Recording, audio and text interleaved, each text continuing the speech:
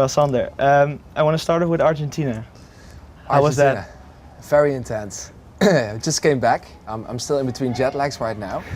But Argentina was absolutely phenomenal. It had been about 2 years before coming back to Argentina. And I had to do 2 shows over in Buenos Aires.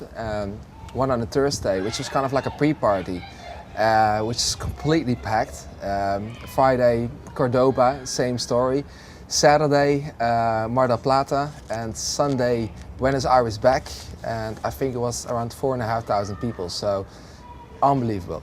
How do you experience something like that? Because I can imagine it can be quite a blur instead of these fast experiences you have. Yeah, well, you know, you never know what to expect. I did know that tickets were sold out, so that's usually a good sign. So I knew it was going to be good, but yeah, I didn't know it was going to be like that. So that's quite a blur, you know, coming on stage and actually seeing all those people around there. But the whole experience, you have like a week, you're a week there. Yeah. Do you create these moments you really capture, or is it just, okay, I'm going to travel now, I'm going to do the set, and that's Pretty much it? the only thing I remember is the sets and the clubs. The whole flying, traveling, that's all a blur, to be honest.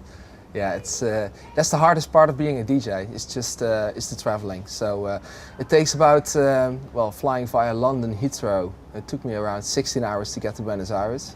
A few hours of sleep and then straight onto the deck. So that's the hard life of a DJ. How do you manage to fill those hours that you're on the plane? Well, a little bit of sleep, working away on the laptop, usually testing out new promos, working on little setups for productions. Besides that, watching some movies, reading a book, just like every other passenger. Sleeping?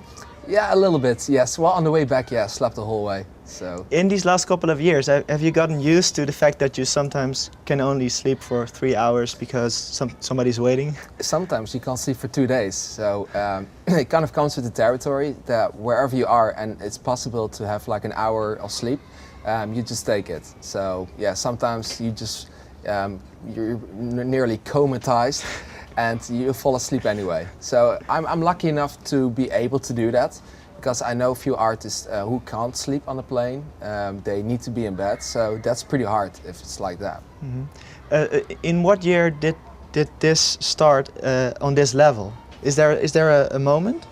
To be honest, my whole career has been in a lift, so every year was a little bit bigger than the year before. I think a big turning point was around 5 years ago when I started producing tracks like Riff.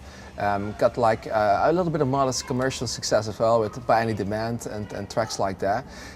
Then all of a sudden really kind of blew up. So from 1 gig a week to 2 gigs a week to 3 gigs a week to now simply pretty much every single day. With a few days off per week, sometimes, I hope. And yeah, so it's a big change between now and 5 years ago.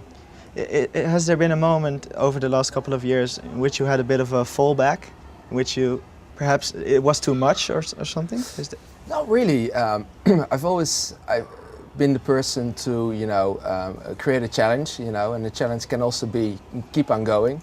And just sometimes, yes, I do feel then and still now that perhaps it's better to have 1 day off, but that's pretty much the best way to do it, just a day off here and there.